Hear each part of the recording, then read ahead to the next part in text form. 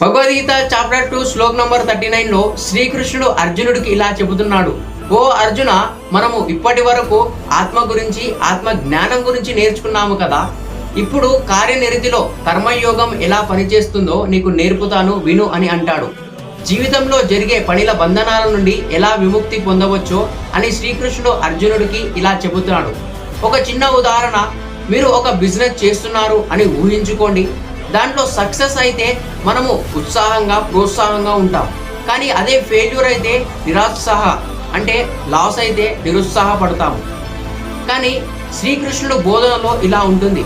అసలు నువ్వు ఆ బిజినెస్ ఎందుకు చేస్తున్నావో దానిపై ఫోకస్గా దృష్టి పెట్టి ఉంచాలి. కేవలం ఫోకస్ ఉండాలి. కానీ మనము ఎప్పుడు ఫలితాలను ఎప్పుడూ ఆశించకూడదు. మనము ఎందుకు చేస్తున్నామో, ఆ పని ఎలా చేయాలో దానిపైన, అదే మన కర్తవ్యం, దానినే చేయాలి. మనం సక్సెస్ అయినా ఫెయిల్యూర్ అయినా ఒకటేలాగా చూడాలి. అరే